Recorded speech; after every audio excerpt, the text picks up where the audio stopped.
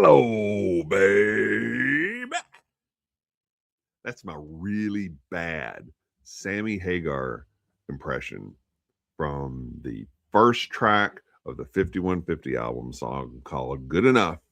That's how it all started in the Sammy Hagar era of Van Halen. Talk about that more in just a few minutes. But first, I'll tell you about the Bar Cart Co-op. Bar Cart Co-op is a collection of friends who produce content for the whiskey enthusiasts. People maybe like you, or maybe you're just here because you're a Van Halen fan. That's okay. Here's some whiskey stuff too. Distillers Talk with Alan Bishop and Christy Atkinson. They talk with distillers from across the country and around the world about anything and everything in terms of distillation. Alan's got a couple other shows too. One Piece at a Time Distilling Institute. You got a question about whiskey? Ask Alan. Send him an email. He'll post a response and we'll all learn from your curiosity. Alan also does a show called If You Have Ghosts, You Have Everything. This gets into all kinds of different things that are not really whiskey related, but maybe they're spirit related, if you get my drift. My Whiskey Den with Pat and Mike and Morgan. Every Monday night, 9 o'clock Eastern, 8 o'clock Central Time. Check out what they're doing. They have some cool guests. They have some fun tastings. And it's always a blast to just hang out with the folks in the chat room. David Levine, Whiskey in My Wedding Ring. David does a really good job with his posts where he will give you reviews of spirits that you may like, or maybe you think you might like, or you want to know more about. He also does wonderful interviews with those in the whiskey industry. And then you got our show, Bourbon Turntable. You can watch us on the YouTube. If you're watching us right now, kindly hit the subscribe button. You can also listen to us if you go the podcast route on Apple, Spotify, or Google podcast services. So thank you for all that. So why are we talking about the 5150 album? Well, as I'm recording this, Tuesday, March 24th, it is the 40th anniversary of the release of 5150. There you see the album cover. A fun fact, that is actually me modeling for this photo used in the album cover. Atlas holding up the world. It wasn't really heavy at all, so no problem there. But 5150 released 40 years ago, and why is that significant? Well, as you may already know, it was the first album that Van Halen recorded without David Lee Roth and with Sammy Hagar. And, you know, they could have got me because you heard my impression of Sammy Hagar at the opening of the show. So I could have done that. You know, I was 1980s. I was 18 years old at the time. I would have been in the prime of my vocal life at that point. But they went with Sammy Hagar. And, you know, April 1st of 85 was the day that it was announced that David Lee Roth was leaving Van Halen, whether that was by his own choice or whether it was by the choice of Eddie and the other band members. Who knows for sure? But whatever the case, there was falling out. Diamond Dave is out. What are they going to do next? And this was a big deal back in 85. And lots of speculation, lots of talk about what are they going to do, how are they going to move on, what's going to happen, what's Dave going to do, all this kind of stuff. And what ended up happening is Eddie was taking his car to his mechanic. I think it was his Lamborghini that he was taking the car to his mechanic.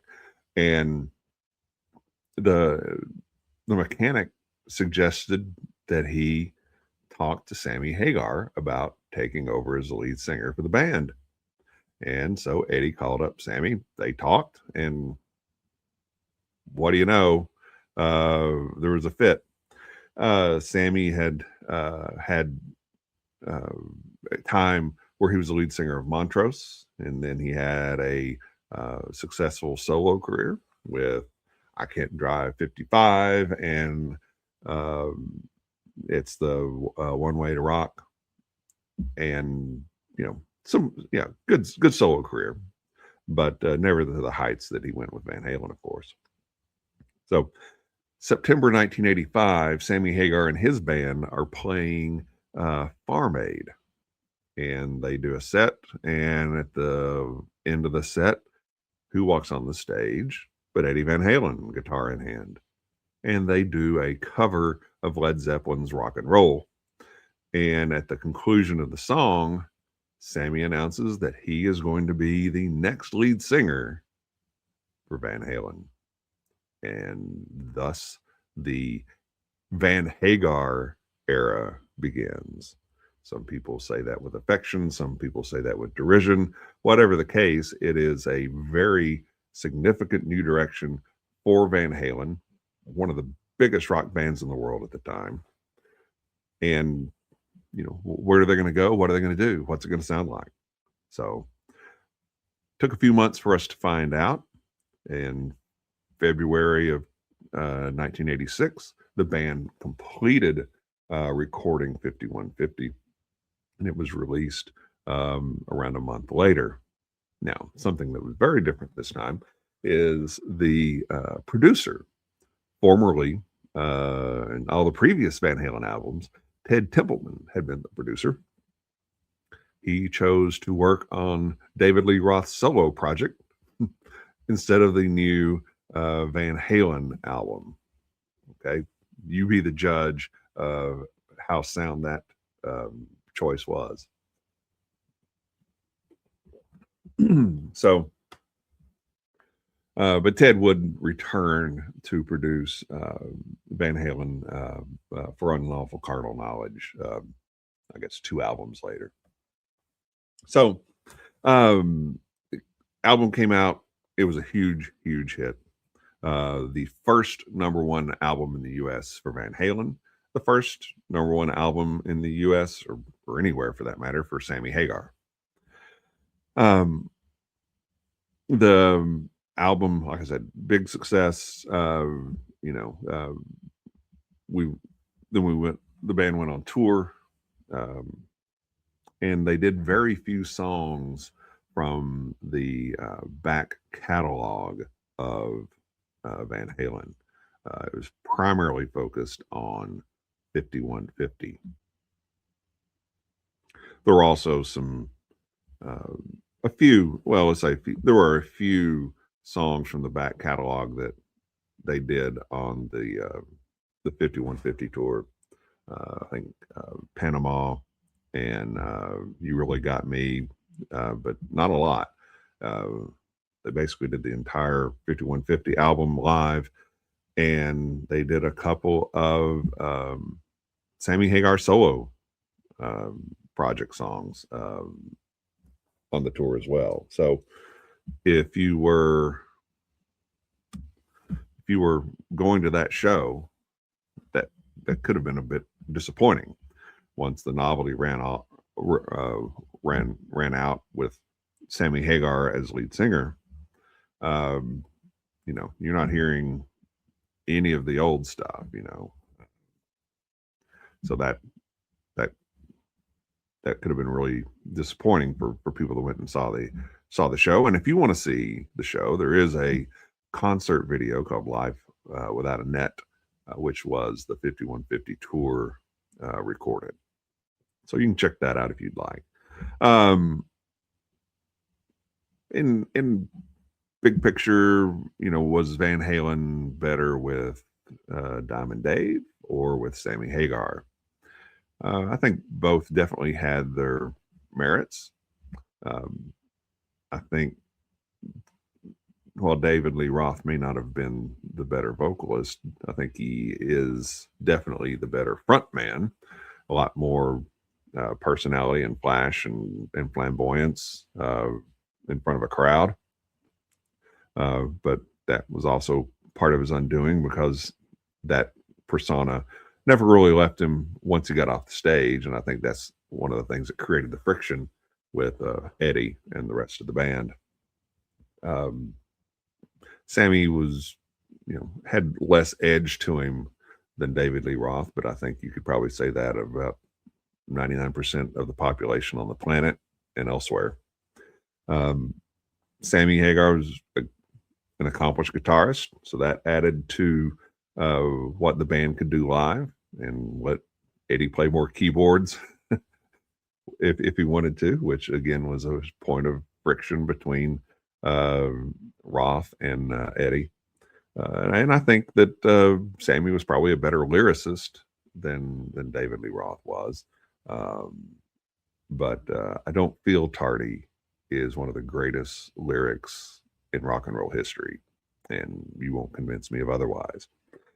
So Van Halen, historically, um, I mean, the band started in '72 under the name Mammoth, which and then they changed to Van Halen. Mammoth is significant because if you know who Wolfgang Van Halen is, his band is called Mammoth WVH, as a tribute to the beginnings of his dad's band. But the band started in '72, and it wasn't until '77 when the debut album Van Halen came out. So that's 5 years. So if you're in a band and you're kind of, struggling and pushing hard and trying to make it, and you're discouraged, it took Van Halen 5 years to become an overnight success. So it takes that band that long, be patient, keep at it. But David Lee Roth was the lead singer up until '85, as we discussed. Sammy came on in '85 and carried that lead singer role until '96. And then in '96, after Sammy left, Van Halen was presenting an MTV Video Music Award. And David Lee Roth was on stage with Van Halen to present the award. And, then David starts telling everybody the band's getting back together. I'm back up front. I'm the guy now. And that didn't last till they got off stage, really. So that was a real false start for David Lee Roth. But fear not, the Gary Cherone era started in '96, and that lasted about 4 years. It just didn't work out. And I think they actually separated amicably. They did have a brief reunion with Sammy Hagar from '03 to '05. And then there was a big tour with David Lee Roth back in '06 to '08. But during those times, Eddie was really struggling with alcohol. And, after '08, basically everything was announcements of tours, postponement of tour dates, cancellation of tour dates, announcements about Eddie not being in rehab, until, he ultimately passed in October of 2020. So where does Van Halen stack up in the world of rock and roll, in the history of rock music? I think there's an argument to be made that they're the greatest American rock band of all time. I think there are a few others that could jump in there as well. Whether that's Aerosmith, Tom Petty and the Heartbreakers, the Eagles, maybe even ZZ Top. So there's arguments to be made about other bands, but it's tough to top Van Halen and what they did. In terms of 5150, where does it rank in the discography of the band? I don't know. I've heard some people say it's the best Van Halen album, and I don't agree with that. I don't think it's even the best Sammy Hagar era album. I think the debut album is probably Van Halen's best. 1984 is probably a close second.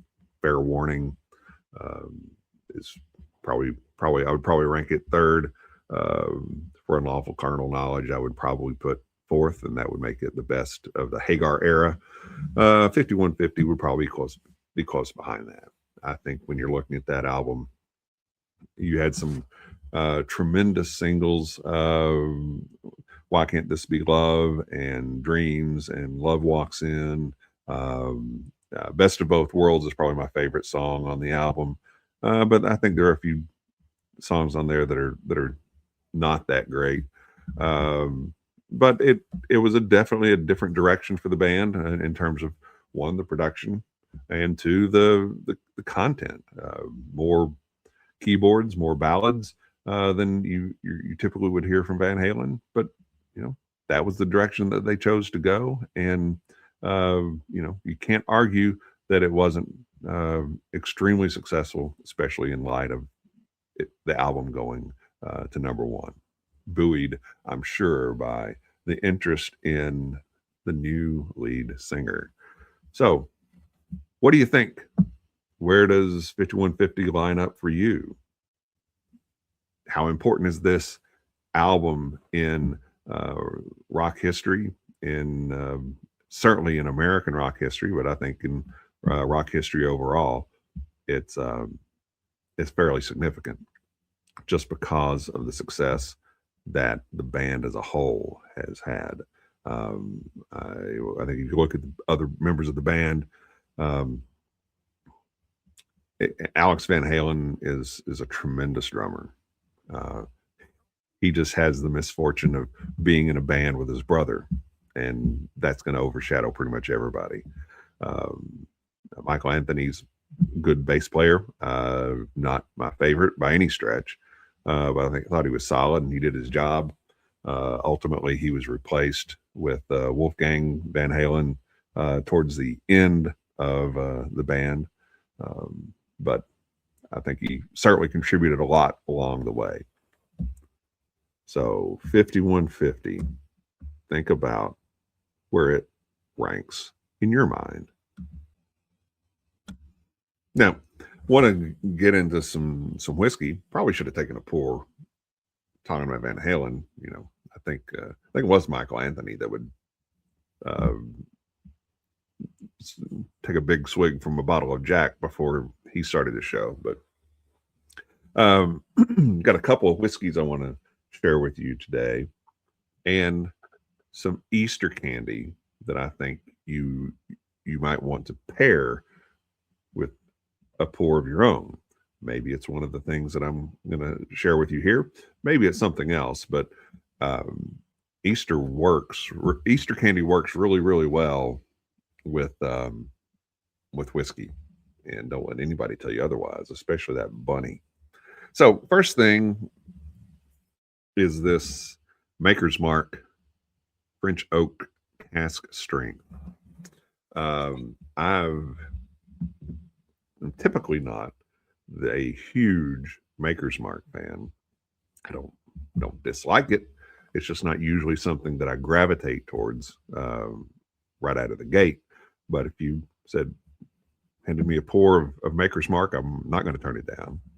This is something that I've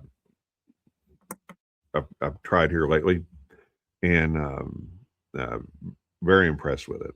Maker's 46 French Oak Cask Strength. The nose, you get some traditional bourbon, vanilla, brown sugar. Then you get into some cream brulee, and apple pie without the apple. And what I mean by that is it's a little doughy, and it's got those baking spices that you typically would associate with something like an apple pie. And that's all right in there.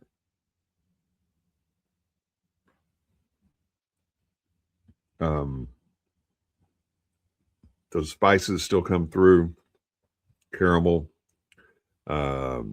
hazelnut, leather, a little oak. And I'm not a guy that typically gravitates towards something that's real oaky either. Definite oak influence, obviously. I mean, it's French oak staves is what sets this apart. Uh, but it doesn't overpower the rest of the flavors in the whiskey. Um, Also, finish, getting a little tobacco. Again, that oak, those baking spices. The sweetness really isn't there on the finish, but you get some sweetness on the nose. You get some sweetness on the palate, and then that spice that from that French oak really carries through. Really well done. So if you've not tried the the Maker's 46 French oak cask strength, would highly encourage you to do so. Another little sip of this. Mm-mm-mm. So the next thing I want to talk to you about is this Preservation Estate Kentucky pot stilled wheated bourbon. This weighs in at 115 proof, 7 years old. The maker's mark, by the way, was 110.8 proof. So not super high proof, but noticeably different from your typical maker's pour. But Preservation Estate is they boast that they are the smallest distillery in Bardstown. Um, everything they do is in 1 to 3 barrel batches. And these are the people that do the very old Saint Nick and Rare Perfection as well. To my knowledge, those are uh, historically sourced products, and quite frankly, they're things that I found.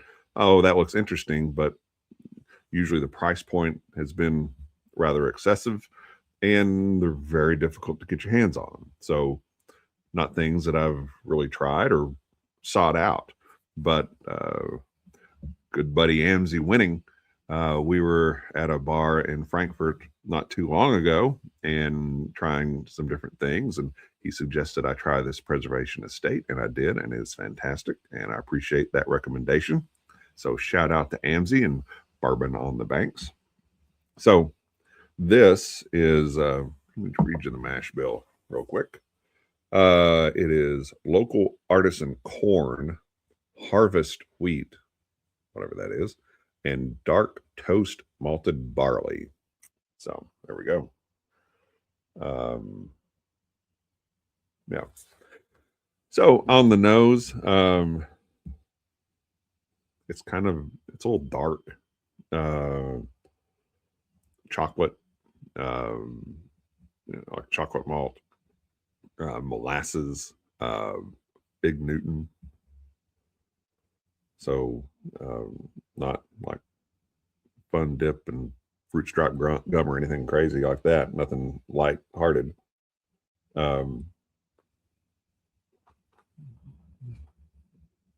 On the palate, that chocolate gets rich, and it's almost like fudge, fudge, gooey fudge brownies.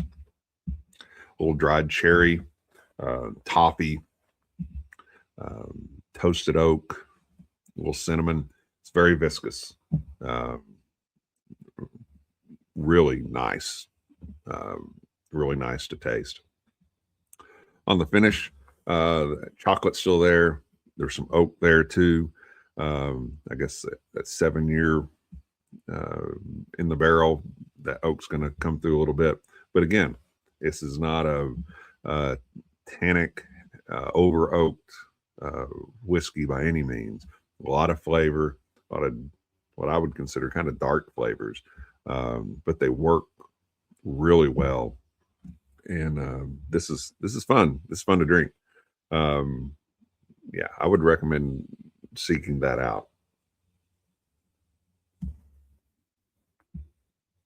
Maybe, just maybe, somebody will get you a bottle of it for Easter. Put it in your Easter basket. What else needs to be in your Easter basket? Let's talk about some candies. that I think pair really well with whiskey. And one, I think, is the undisputed king of the Easter candy, especially when it comes to whiskey pairing. And the other is something that I had not heard of until just recently. And who knows, maybe I'm just way behind the times. But we'll talk about that in just a second. The first one that I want to share with you is one of my favorites. Really fun to eat, and that is these Cadbury mini eggs. They've got the candy coating. It's a little chocolate. Get one of these out of here. You can't see that with the light, but good stuff. Yeah, whatever. These are great. Nice little candy crunch. Delicious chocolate. Goes really well with pretty much any whiskey. Now, the other is these robin eggs. And these are a favorite of my wife.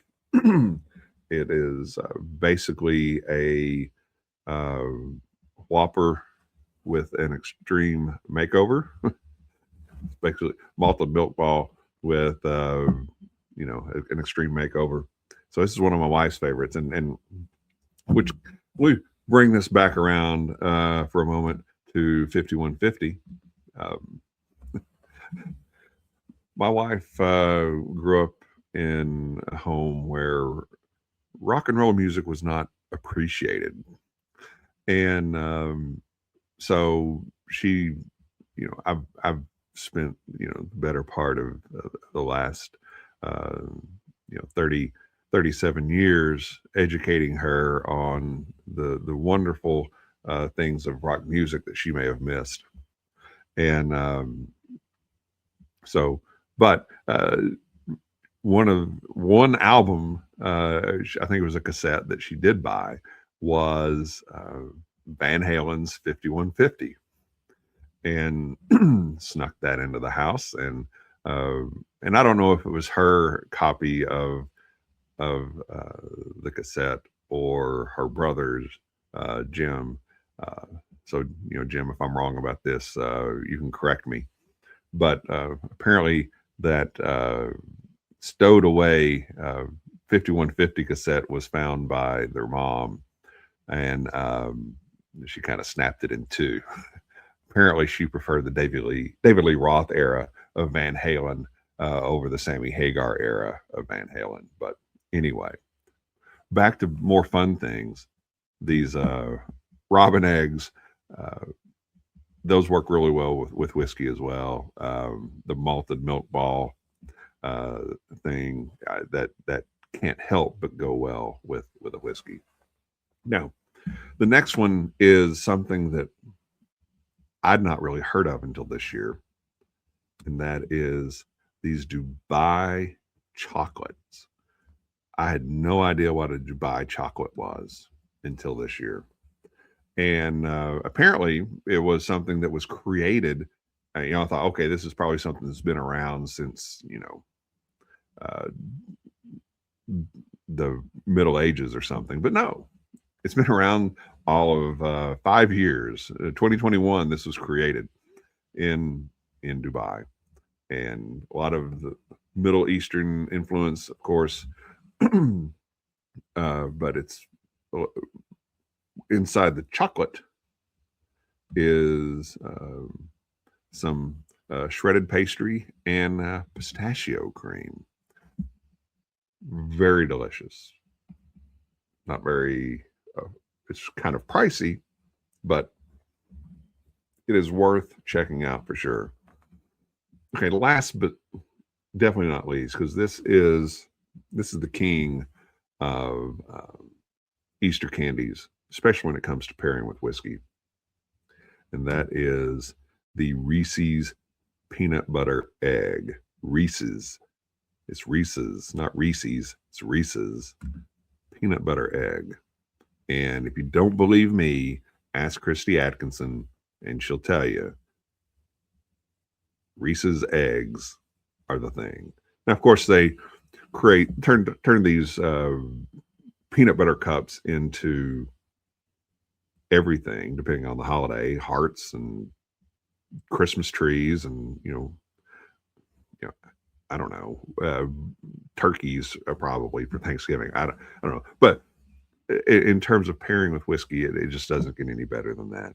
So hopefully, in your Easter basket this year, you'll have some Reese's Easter eggs, maybe some Dubai chocolate, and maybe some Maker's Mark 46 French oak cast string, or something lovely from Preservation Distillery, or maybe you'll get a copy of a 5150 cassette that's not broken in two. All right. Thanks, everybody, for tuning in. If you've got some comments on Van Halen or 5150 or Maker's Mark 46 or Preservation Distillery, or your favorite Easter candy, what's your favorite Easter candy to pair with a Van Halen album? This is the place we could do such things. But until next time, thank you very much for tuning in.